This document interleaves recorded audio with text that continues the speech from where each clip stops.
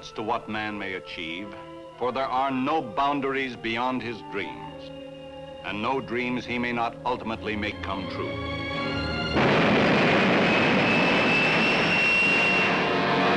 Destination, space.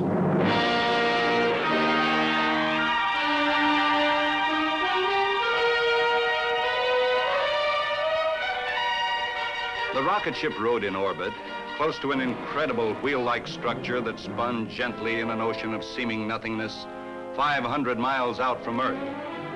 This multi-man space station, dubbed BB, Benedict's Billions, had been made a reality by a tremendous number of scientists and technicians working against fantastic odds. And all of this stupendous effort had been spent in preparation for the next few moments to come. It was nearing the instant of launching of the rocket ship that was intended to carry the first men into orbit around the moon. Get fuel transfer systems chill. The principal responsibility now was upon one man. That man was Jim Benedict, director of the U.S. space program. Close bypass valves. Bypass valves closed. Monitor nozzles. Nozzles adjusting. Fuel transfer system complete. Get in facility console, ECS circuit breakers. Facility console ECS circuit breakers on. Start reactor power build-up for test. Reactor power build-up started. 2%.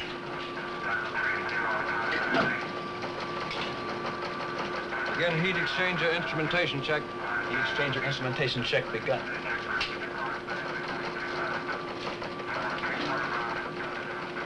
Advance reactor power to 10% criticality. Reactor power advanced to 10% criticality. I'm worried about you. Preset Vernier engines fire X to run position. Worried about what? When the engine's fire X preset the run position. Happy you're getting a mite old for this sort of nervous strain. Yeah, man, it makes me as happy as a sockeyed salmon swimming upstream. Program heat exchanger. Heat exchanger programming. Doc, do you have a confirm on rod control reading? Affirm. Criticality holding 10%. Gradient advance tracking curve. Dave, may we have a check on your stellar inertial platform stability? Locked up. Guidance tracking. Redundant systems in full sync. May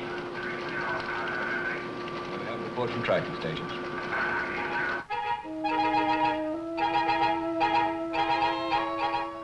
South Point, island of Hawaii, ready for tracking. Solomon's, Bougainville, ready for tracking. Singapore, ready.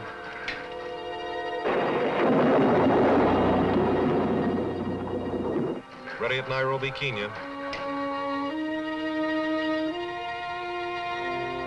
Jodrell Banks, Manchester, England, ready.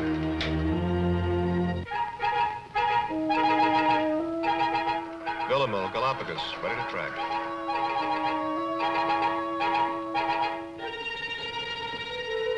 Barrow, Alaska, standing by, ready for tracking. This is ground communication control. Dr. Andrews is ready. Dr. AA, do we have a confirm on manual override? Pre-programming vector to target on alternate emergency intercept courses. This is Dr. Andrews. Confirmed programming. A Alpha, B Bravo, C Charlie, D Delta. Dr. Logan, do we have a confirm on alternate Vernier fuel calculations? Confirmed Vernier fuel calculations on alternates now telemetering for conditions K Kilo, L Lima, M Mike.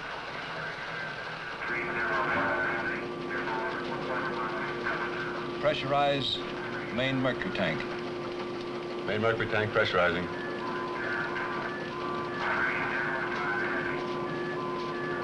Pressurize auxiliary mercury tanks. I'll be glad when this one's over. You worry too much. It's the old story. Only two things can happen.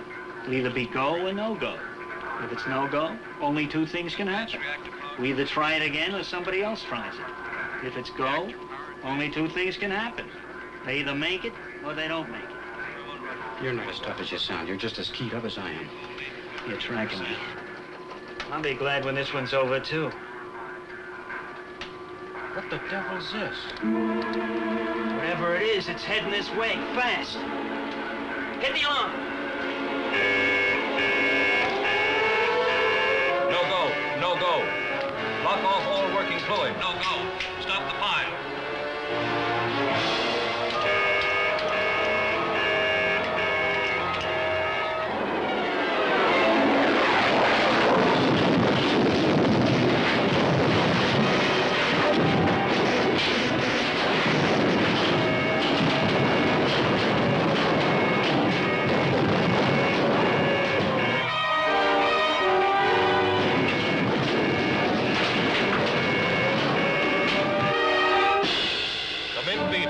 Come in, baby. This is ground communication control. Over.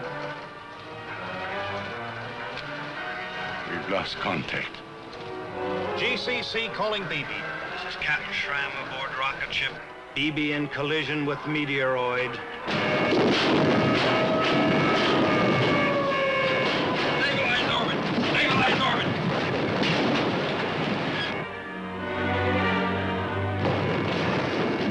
Guidance control. Report on orbit. Guidance control not manned and ready. No report, sir.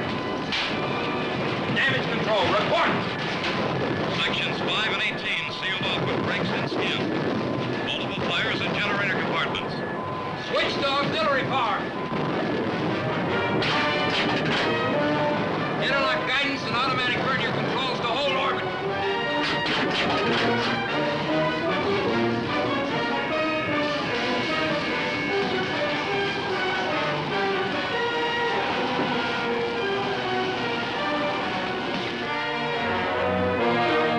GCC calling BB. GCC calling BB. Come in, please. BB is pitching wildly, but seems to be sustaining orbit.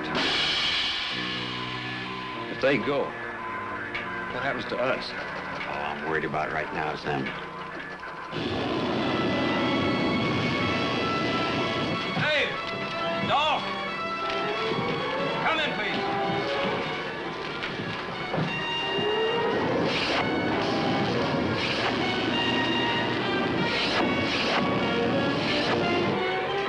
Benedict rocket ship. Dolph, Dave, come in. Can you hear me? Come in, please. Okay here, Jim. How about you? Some damage, but I think we're going to be all right.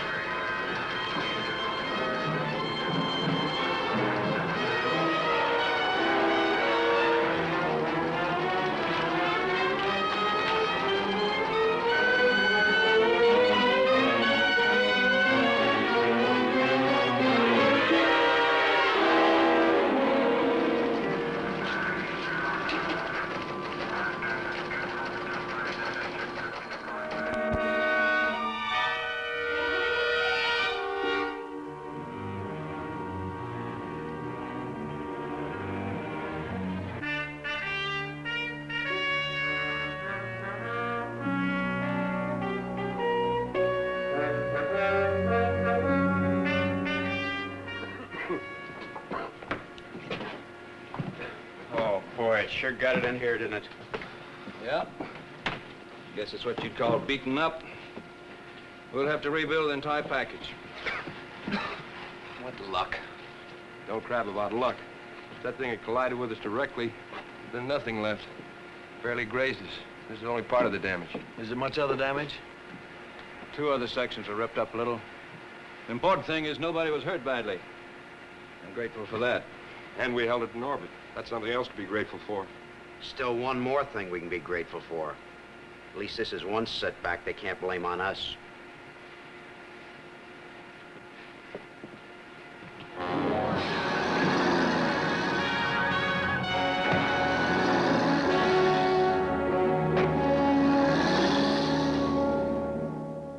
As director of the space projects, Benedict has done a great deal. But it's equally true that Benedict has promised even more. And the cost has been as spectacular as the achievements. Now we even wonder if that space station, popularly dubbed BB, or Benedict's billions is actually practical at all? Have Benedict and his experts realistically faced the hazards involved? Or have they been whistling in the dark? I could happily choke a guy like that. He's entitled to voice his opinion. He's making a lot of noise trying to get himself some headlines. He and people like him couldn't help the enemy more if they were paid agents. Listen to you two, you'd think that we were heroes to everybody but the politicians. From all report, the bulk of the press has been equally hostile all week. The prices we're costing them, they want success, not failure, regardless of cause. Excuse me, sir, but Washington is on the radio phone for Dr. Benedict. The communications officer said to tell you it's the White House.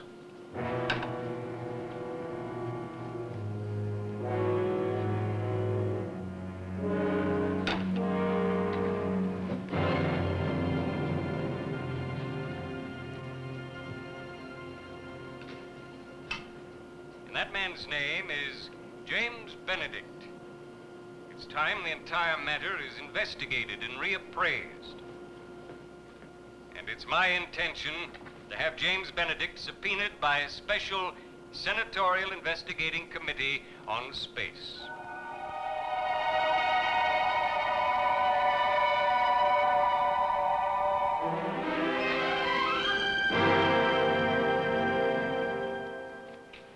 Well, what did the president say? Direct quote. I don't want anything to happen to the space program. We're in for a tough appropriation fight to save it. I'm depending on you. What are you supposed to do? I don't know, June. I'll have to play it by ear. Well, I'm sorry about the setback. But here's to any minor mishaps that bring you back to me. Minor mishap. I'm ecstatic to be sitting here. But how can you call what happened to us a minor mishap? Well, I'll put it this way, then. I'm grieved about the collision, really. But I'm downright enthusiastic about the subpoena. Yeah, how about that? It takes a collision with a meteoroid and a summons from the Senate to get us together for a couple of hours. Some romance. One, it's beautiful. When do you intend to marry me, sir? One of these days. I don't like to rush into anything, even though it's only a little thing like marriage. You know, I'm acquainted with literally hundreds of people. And I have to fall in love with a man who lives in an orbit. Guess you're just lucky. I spend half my valuable time looking up into the sky, wondering how you are. Wondering when I'm going to see you again. At night, when the stars are out, that's when it's the worst. That's when you seem so far. It's funny, but with me, it's just the other way around. I look down at the Earth, spinning slowly beneath us, and it seems so small. All the places on it seem close together. Sometimes I can even pick out this city. It seems like you're right below. And so very, very near. Must be beautiful. It's indescribable. I wish I could show it to you. Maybe someday. Maybe. What you do is so important. I wouldn't have it any other way. I'm very proud of you. I'll be glad, though, when you're back to stay. I hope you don't mind. I invited Kim to join us for Dave's sake. Of course I don't Hi, mind. Jim. Hello, Kim. Oh, Jim, gee, it's wonderful to see you. Thanks. You're kind of a stinker. I haven't heard from you all week long. You're never home. I phoned you for 3 days. I tried for hours to get you this morning. Well, that kind of proves that one of us is a fraud, doesn't it? Jim, you really are looking just great. Because I lead such a relaxed life. May I take your order, ma'am? What are you two having? A mixed green salad. Yeah, that'll do just nicely, thank you. You're looking pretty trim yourself, Kim. I've been eating like they were going to prohibit it tomorrow. I have put on 5 pounds. It doesn't show. Oh, yes, it does when I stand up. Oh, come on. Now, stop being evasive. Tell me everything, Jim, because I want to hear it. Well, let's see. Dave's in flawless shape. I don't have to tell you that he misses you. Expect he tells you that on the phone all the time. He's been telling me that he misses me practically since the day we were married. That's kind of the story of our lives, how much we miss one another. Move over, you have company. Well, at least you gals won't get tired of us.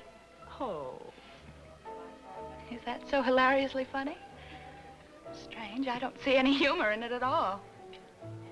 Well, really, Kim, I don't either, but reason to abuse ourselves about it. Doesn't seem to do very much good not to mention it at all, either. I have a feeling that it's going to go on until I'm old and gray. Or until you kill him. Kim, what a terrible thing to say.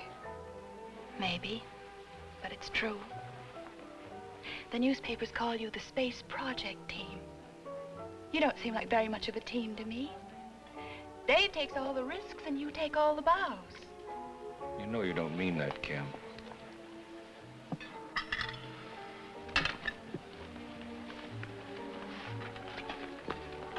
Tell me about the accident. There's not much to tell beyond what you've already heard and read. We were close to the finish of the countdown, just happened to run into a fair-sized meteor. Suddenly we found ourselves with all bets off. So what happens now? We have to shuttle up parts, prepare the station, and we reschedule and try it all over again. That is, if we come through this investigation successfully and still have the funds. Do you know, when I heard about the collision, I almost died. There was a news flash. And it was horrible. And I said, Kim, this is it. This is what you've been waiting for. You've been sitting out your whole life waiting to hear that Dave is dead and that he's gone forever. It's hard on you, Kim, I know that, and I'm sorry. You're not sorry. If you were, you'd stop pushing. We can't stop. This is something we all believe in. Oh, I don't. Kim, there's no reason to take it out on one another. So now I've got to face another long wait. While you reschedule things and try again. And then I'll see Dave for a few weeks. That is, if he comes through this. But then there'll be another project, and you'll take Dave away again. But let me tell you something, Jim. I am sick and tired of your being the master and Dave being the guinea pig. And I think deep down he is too. And one of these days, I am going to do some very fancy screaming about it. Kim, it's not my fault. Don't blame me. It was an act of God. In that case, there's nobody to blame but you. Because that's the role that you play.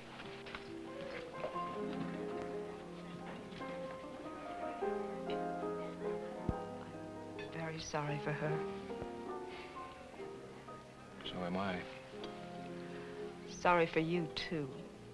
She's quite unfair to you. You didn't already have enough trouble, enough to worry about. Well, you know what they say. Them that has gets.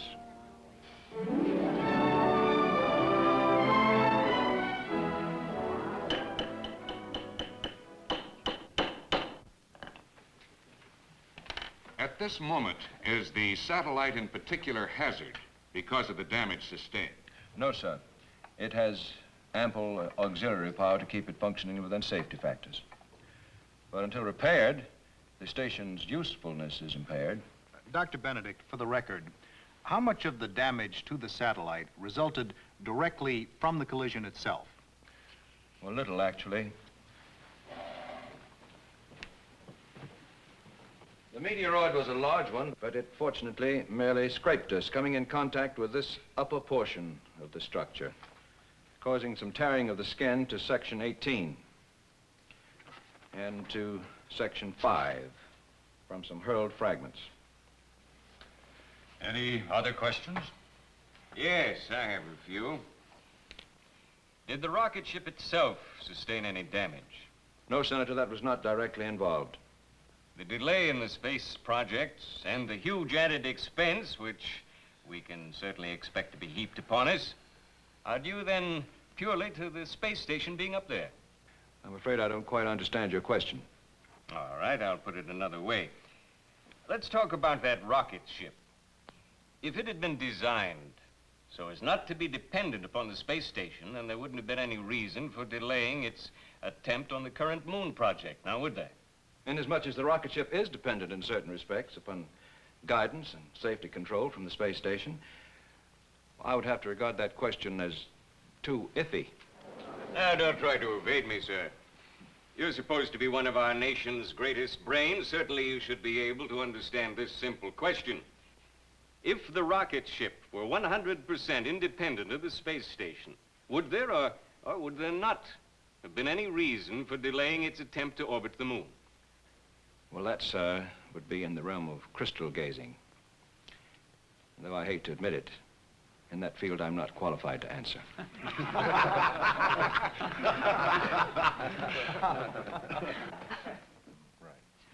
How soon after the station is repaired will the rocket ship be ready again to make the lunar attempt? A whole new system of procedures will have to be set up. The moon will be in a different position with relation to the Earth-Moon orbit around the sun, but these preparations should all be finished long before the space station is repaired. The statement you've just made establishes beyond one iota of doubt that the principal delay is due to the time required to repair the space station. I would say there could be no question about that. Fine, fine. Then if that is so, then this follows. We all know that launching a rocket from the surface of Earth involves many problems that are avoided by starting it from a high-speed orbit above our atmosphere. But a great number of missiles have been sent into space from the surface, and it seems that a big enough rocket for this present moon job would have been easier to attain and a lot cheaper than building that white elephant of a space station we know all too well as Benedict's billions. It's unfair. That's what it is. Unfair. It's unreasonably, unjustly, unequivocally unfair. It's unfair, all right. You're doggone right it's unfair. You know me. I never get mad. Nothing ever makes me mad. I don't allow myself to get mad. But yeah, I'm plenty mad. Dr. Andrews is right, Jim. This isn't a hearing. It's a mammoth soapbox. And Senator Royce is using it for personal speech-making. You're quite right, you. You're exactly right. The man's grandstanding. And he doesn't care who he hurts or what it costs. I'm used to it. It's practically a normal environment for me. Besides, it's not just me he's after. It's the wheel he's opposed to. Nonsense. He's opposed to everything we've done. He fought us from the very beginning, knowing that the publicity would make him famous. All right, that's true. So he's a demagogue, and so he makes loud and repetitious noises until the impressionable begin to listen. But I still have faith in the majority of Congress, and I have faith in the man in the street. He can be swayed this way and that, but when the truth eventually gets to him, he knows where to stand and what to support. We haven't got time to wait for the man in the street. By the time he's made up his mind, we'll all be busted and out of business. That's exactly what worries me. I wish you two would eat your lunch. That's what the recess was for. Now, let's keep it official. Oh, no, I don't feel like it. Every time I think of that fabricating, phase-making phony, I lose my appetite. No wonder. It must be awful to be a sitting duck for an utter nitwit. It is. But worst of all, it gives the opposition a chance to blow their loud horns. Maybe we should blow some of our loud trumpets. Oh, come now, Dr. Andrews. I never heard a bragging or an egotistical statement out of you yet. Well, perhaps that's what's wrong with me. I'm too modest. Dr. Logan here's too modest. You're too modest. And the thousands of people who work for us are too modest. Well, what do you want us to do? Start taking bows for our latest delay? No, but we needn't go on hiding our light under a bushel either. June was right when she said that miracles are performed around here. They are. Every member of our unit performs them. I perform 6 or 7 of them every day before lunch. And Dr. Andrews, if you can't perform a miracle, you build a machine that performs one for you. Oh, that's the easy part of it. I do other things I wouldn't believe possible if I hadn't done them myself. Jim, I do think it's time you did a little bragging. So do I. And this afternoon, whether they introduce me or not, I'm going to give a speech. I bet it'll be a wonderful speech. I never made a speech in my life, mind you. I've given lectures, but I've never made a speech. This afternoon, I give a speech, and I'm going to tell them all they can go, jump in the river. Dr. Andrews, if I asked you to give me a promise, would you keep it?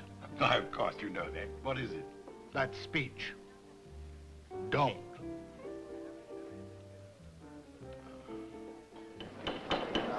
Mr. Chairman. Dr. Benedict? Before the lunch recess, Senator Royce made a statement about the space station, intimated its use being limited merely to its being a jumping-off place. Well, I think it only fair to place in the record a correction to that impression. Proceed. Freed from Earth gravity and atmosphere, the space station is a complex working base from which many highly critical functions are performed. Weather forecasting, astronomical observations, radio and television relaying, and many highly important military uses, only one of which is global reconnaissance. Oh, now, Benedict, we've had all sorts of satellites in orbit, telemetering back data long before you built that contraption up there. Yes, we still have, and I might add that the station is now servicing some of those very units. But let's forget all of that for a while and let's talk about some facts of life. We don't intend only to send up a manned missile to orbit the moon. That's only one step in our program. We intend to make a soft landing on the moon. We intend to establish a base on the moon, a base that will need to be continuously supplied.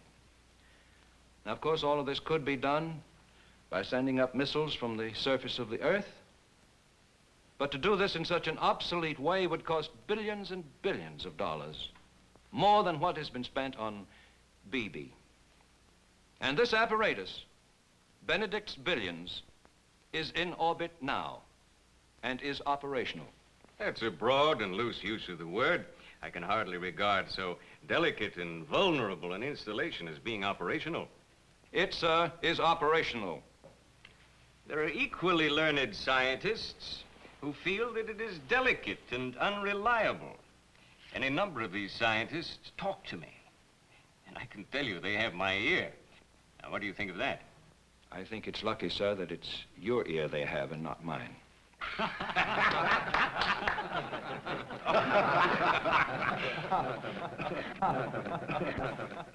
I don't think that this is any time for levity.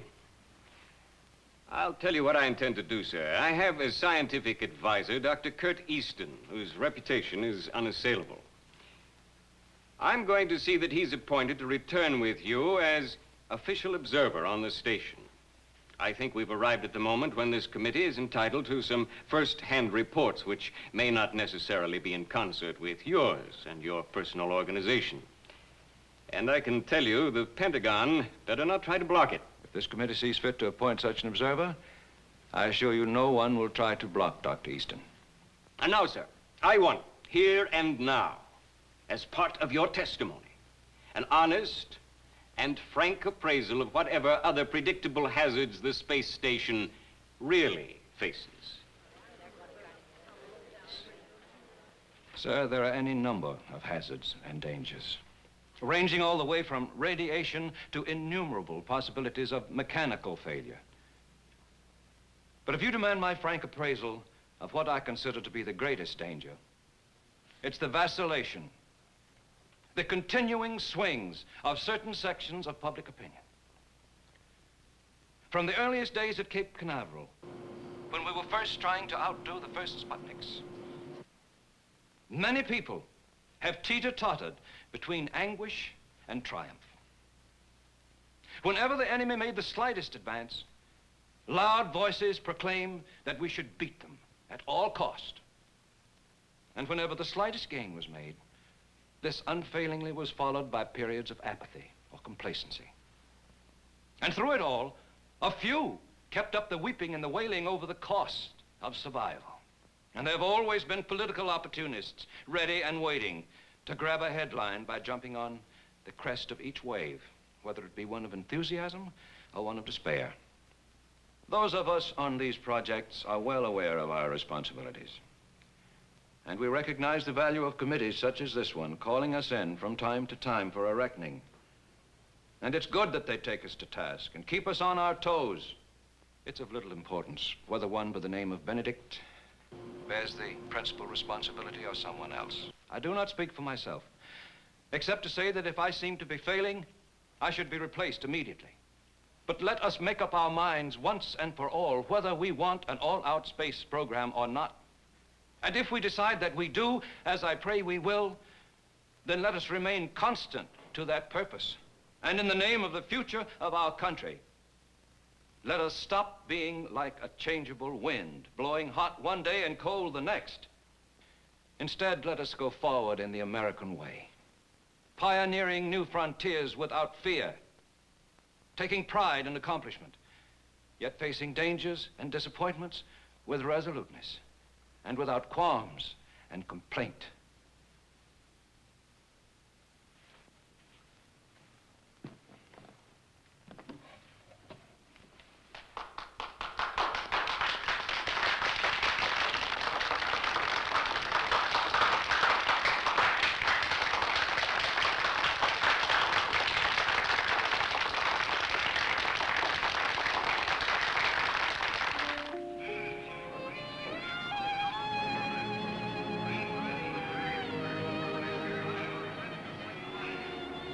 These are the awful moments. Yes, they are. I'll be thinking of you every second. And I, you. Good evening, Dr. Easton. Hi there. Dr. Easton, may I present Miss Kramer? Hello, Doctor. Delighted, Miss Kramer. Dr. Easton's going with me to the wheel as an observer. They told me I could get on down and climb aboard. Yes, I'll join you in just a few minutes. This is quite a night for me. I've been around a lot of rockets in my day, but I've never ridden in one. I'm not ashamed to say that I'm beginning to feel the full throes of panic creeping over me. Well, it's pretty dreadful for a man to attain the age in life that I have and face up to the fact that he might be a weak-kneed, quivering coward. Well, don't let that worry you, Doctor. That's almost normal behavior. Even after a lot of trips, a fellow's on the nervous side. Everybody's first experience is terrifying. Well, what gets me is how I blithely accepted this assignment. For some peculiar reason, I don't think I was actually aware, up to a few moments ago, of the fact that I was getting myself in the situation of being shot out of a cannon, going up and coming back. You can't tell a thing about it. You might love it. Well, I'll tell you this, it's never going to become a hobby. It's a pleasure to know you, Miss Kramer. Nice meeting you, Doctor. And here goes. I'm seeing you. Hope my knees get me over there. Poor guy. Nobody's first trip is any fun. Seems like a nice enough fellow. You know, everything may turn out to be all right. I hope so. We sold them on the space station again. Let's just hope that the moon launching goes well. It will.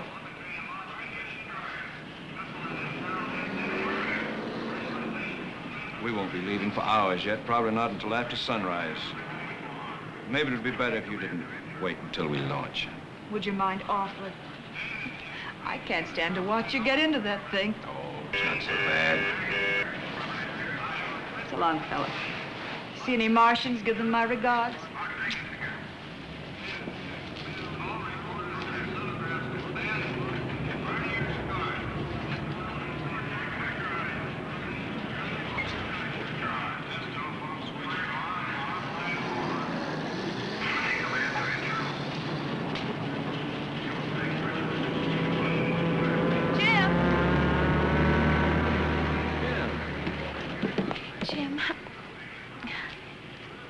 I don't know what to say to you. I'm so ashamed of what I said the other night. Kim, don't worry. Please don't. I didn't pay any attention to it. I wouldn't do anything to hurt you. You know that. Of course. I don't know what gets into me. I don't know why I act the way I do. You do understand, don't you? Of course I understand. It's rough on you as it can be with Dave away all the time. You don't understand. Oh, Jim. Can't you see the way that I feel about you?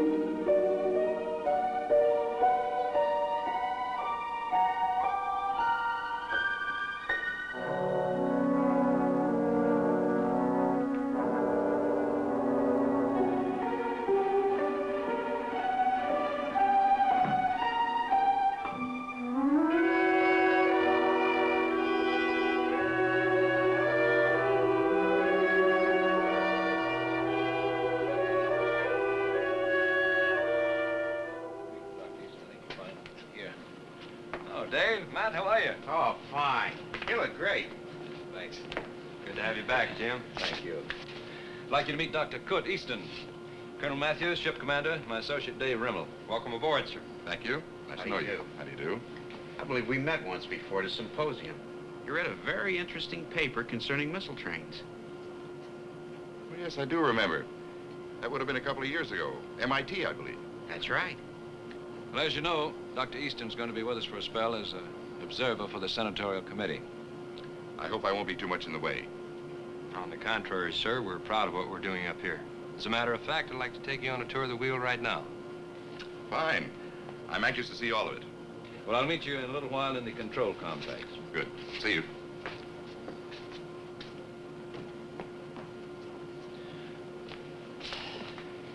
How was it? Pretty rugged? Not bad. We have the majority of Congress on our side. You did a beautiful job, Jim. We were all proud of you. You gonna be much of a headache? Who knows? I'm glad of one thing. They sent us a pro, even if he does happen to disagree with some of our ideas. But we can win him over on our side. Hope so. I don't have to tell you how important it is that we do. You see Kim?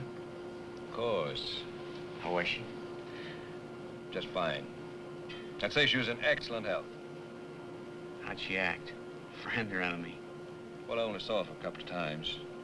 First time, she was a little feisty. But the second time, she was warmer. Great. She's gonna end up loving you.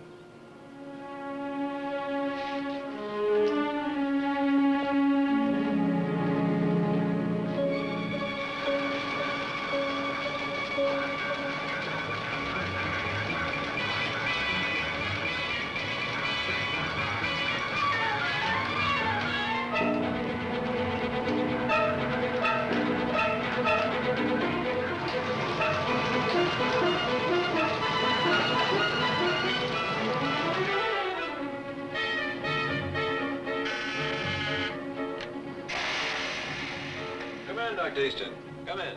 Have you got a minute? Yes. I know the countdown's about to begin, and well, I just wanted to wish you luck. It's very thoughtful of you. Thank you. Well, I've been up here just about a month, and I must say I've been more favorably impressed with each passing day. That's good to hear. Well, it's funny in a way. You know, quite frankly, I expected just the opposite. I rather anticipated that I'd not approve of nothing. I expected everything to be worth nowhere near the effort or cost. I thought I was dead set against. That's very gratifying. Again, good luck. To you too. Good luck. Thank you.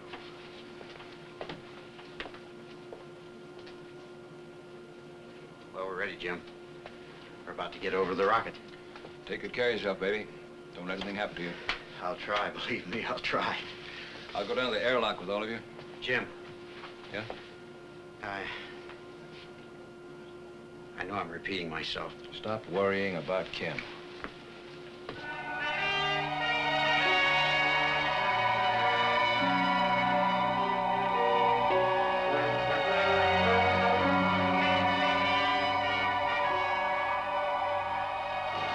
Monitor nozzles adjusted. Start reactor power buildup for test. Reactor power buildup started. 2%. Begin heat exchanger instrumentation check. Exchanger instrumentation begun. Advance reactor power to 10% criticality.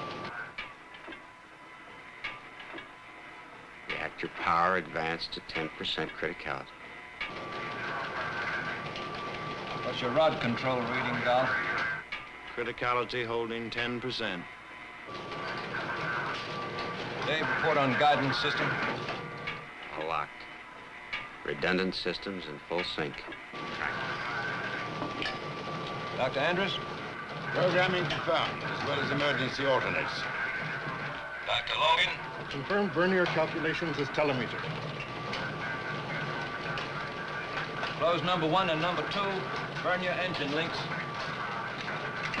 Number 1 and 2, burning engine links closed. Nuclear reaction no longer constant. Not sustaining 10% criticality. Dolph? Confirm. Criticality near 20%. Hold. Power off. Shut down nuclear pile. I'm trying to. She's not responding. Are you on automatic or manual override? Rod control is not responding to either. Criticality 22%. Close tank valves. Shut off all working fluid. All valves closed. There's no danger of premature thrust, but maker and dog rods are withdrawn and no longer functioning. We have a runaway.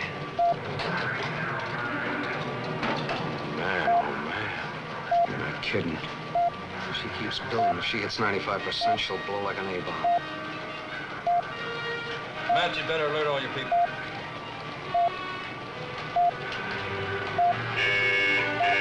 Attention, all ships company. Attention. This is Colonel Matthews speaking. We're faced with a possible nuclear explosion of the rocket ship. All personnel man emergency stations. Man emergency stations. Secure all compartments. Secure all compartments. Damage control parties, stand by. What's your guess, Dave? I'm trying to figure. Seems like it's got to be something in the servo linkage. 24. We've lost pressurization and thermal control in Charlie component. Jim? Can you give me a reading of pressure and temp in Charlie component? Sergeant? Pressure and temp lost in Charlie. That's your trouble. The servo linkage will be broken in that area.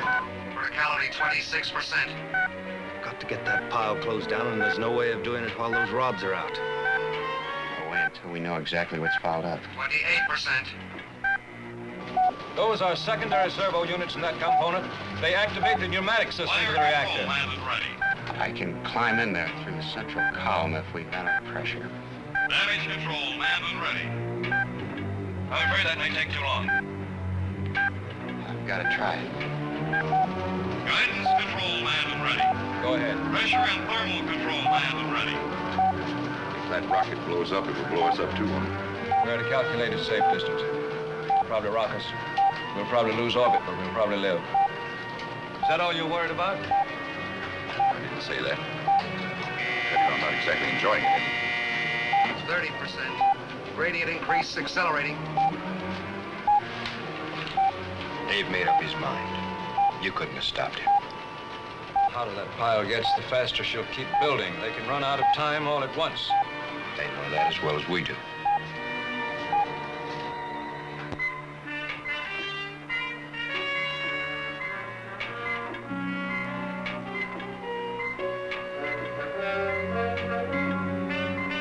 Ready now. Net pressurization. Depressurize rocket. Criticality 32%.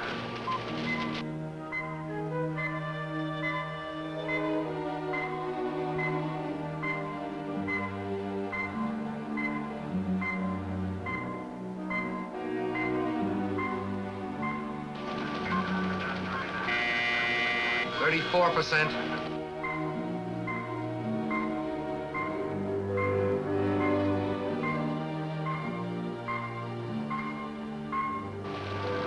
Dolph, is Dave able to get through there? Yep, he's making it. 36%.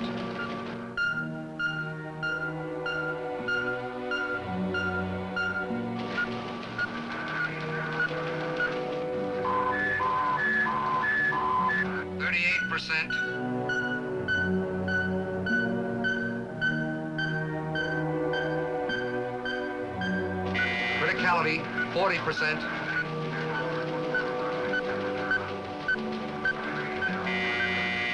%.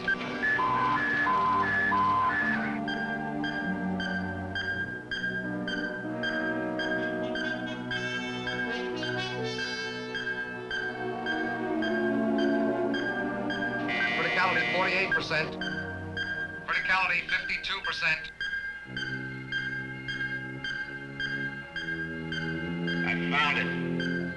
I found it. A small bleed-off duct of a hydraulic conduit burst. Fluid blew out in globules and froze against one of the servo units of the rod activator. It's jammed with ice. Can you free it? I'll need a finer instrument so I don't foul it up. I'll get it. At the rate the pile's building, she'll explode before you can accomplish anything. I can make it. No, I don't want you to try it. I want you all to abandon the rocket. How far can we walk in the next 30 seconds? Where do we go?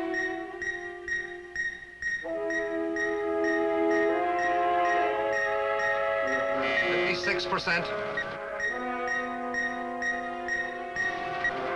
Dr. Logan, even if he frees it, will it operate with the bleed-off duct broken? Yes. You can free it. The servo will work. The bleed-off duct has nothing to do with the rod control. 58%.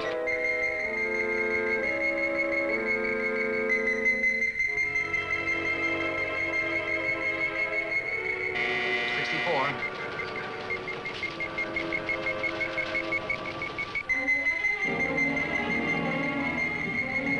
66.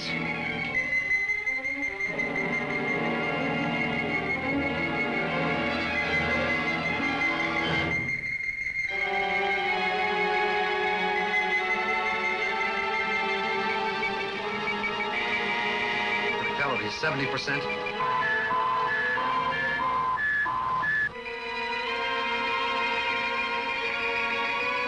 72%.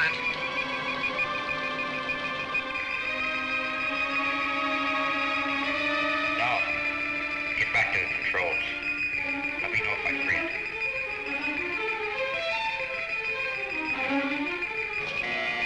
74%. 76%. 78%. 80%. Any action yet, no? No, not yet. She's still stuck. 4%.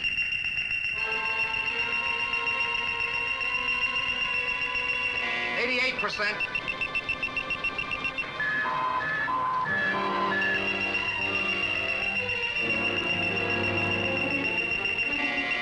90%. She's beginning to function. She's beginning to function. Criticality 92%.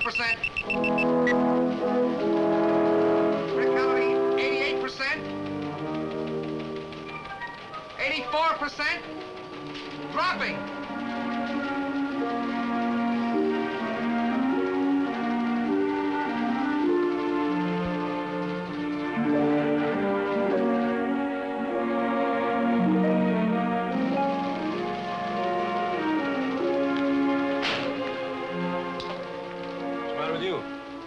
More delay. Another month. You're right. But it's a month that Dr. Easton can help explain.